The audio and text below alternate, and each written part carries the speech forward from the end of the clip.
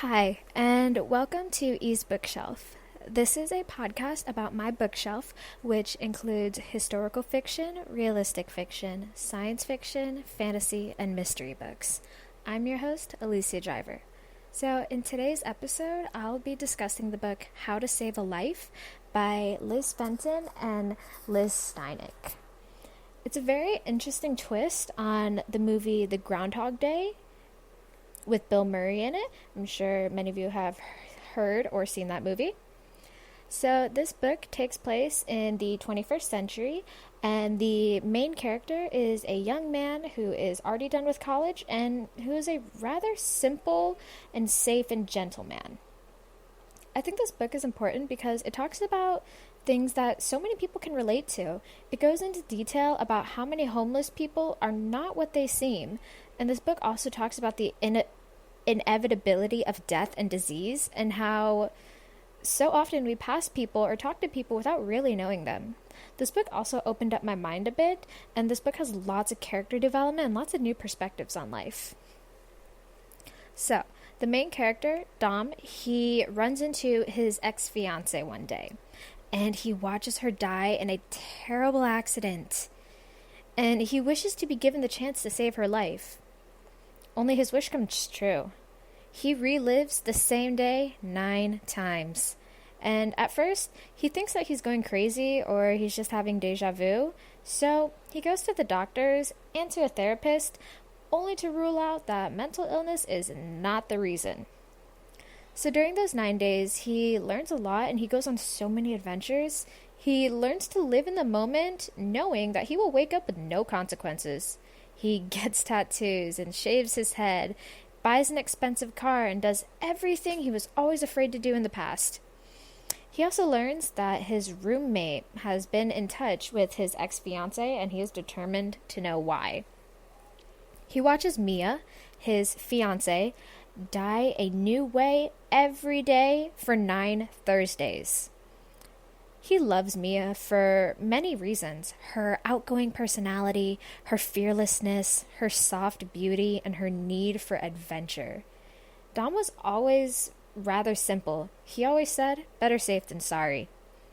With that, and watching Mia die in many different ways, he tries his hardest to keep her safe, only to realize that that is not the way to save her life. So every day, he would pass a homeless man and he would completely ignore him.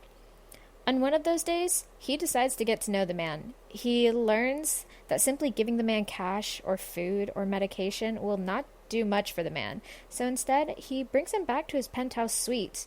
He learns that the homeless man is a veteran and who used to be a very successful businessman until inflation created problems and he lost everything and he had no one to turn to. So Dom learns how slowing down is the key to moving forward.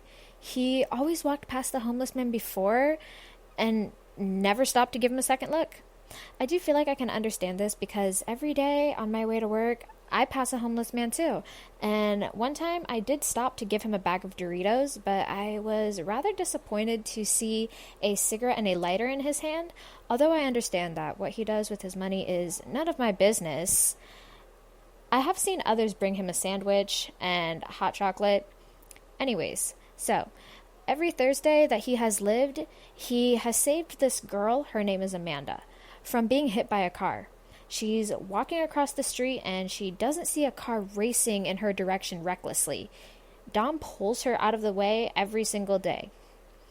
Throughout the book, saving Amanda has become part of his routine. And he builds a deep and meaningful relationship with people that he would have ignored if he wasn't living the same day over and over. Yet those people have no idea how big of an impact they are creating on his life. So he comes to the conclusion that no matter how much preparation he takes, life is unexpected. On his last Thursday, he confesses everything to Mia. And Mia confesses things to him too.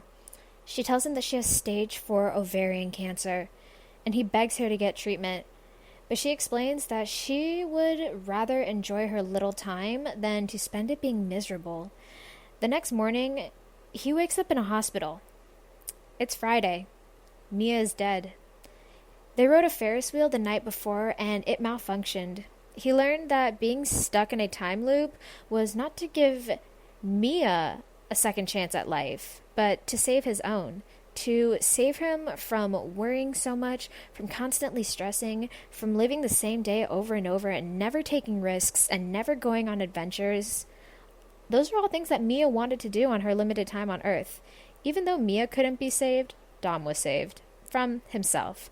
And while at the hospital, Amanda shows up, and her and Dom have a very deep conversation, and they begin to what seem like will be a long friendship. So in a way, this book does have a happy ending, despite Mia dying. This book teaches the reader a lot of valuable life lessons, like how not to take time for granted, how you can't control everything, and sometimes there's absolutely nothing you can do about it. You can't beat yourself up over that stuff. Also, I really loved the dynamic between Mia and Dom. I felt like they were complete opposites, and I guess the idea of opposites attract really does apply here. I thought this book was really fun to read, and I wonder if anything ever happens in the future with Amanda and Dom. I can't really say that I relate a lot to this book because I've never been in love, and although I may sometimes feel like I'm living the same day over and over again, I haven't actually experienced it. And I've never been in an accident that bad, but I do, however, feel like that if I was Mia, I would have done the same thing. I would have rather enjoyed my life with the little time I have than to fight a brutal battle against a disease that doesn't have a cure, especially if finding out that late. I actually write fan fiction in my free time, and I kind of wonder if the authors knew at the beginning that Mia was going to die, or like why they picked that illness out of all of the other ones. And I'm also curious to see as if the authors themselves are fans of the movie Groundhog Day. I do, however, feel like I understood the message of this book because I'm always chasing adrenaline. I'm always trying to travel and gain new experience. So I don't really feel like this book reminded me of anything that I didn't already know, but it was still a good book and it was nice to read. I feel like this book has something for everyone, whether you feel like Dom, better safe than sorry, or you feel like Mia, always chasing adrenaline, or you feel like you're living the same day over and over, or you feel like you need to slow down in life, or you feel like you take time for granted, or you've lost the person you were in love with, or you've been in love yourself, or if your partner is the complete opposite of you. This book wasn't too cheesy in my opinion. Yes, it was about romance, but there wasn't so much like poetry or symbolism. So I could visually see everything happening in my head and watch it play out like a movie. I would love to see this turned into a movie. I could easily see it as a romantic comedy.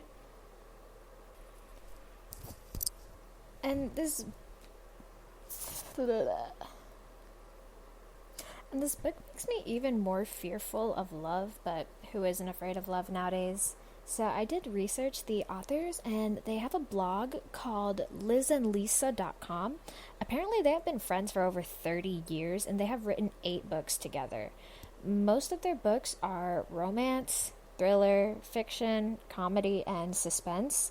I was pretty shocked about the ending because I imagined Dom and Mia living happily ever after, or I imagined the character development without the death.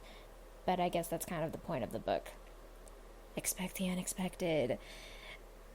If you want to ask me a question about a future episode, you can message me at aliciadriver@gmail.com, and that is ELLYSIADRIVER@gmail.com.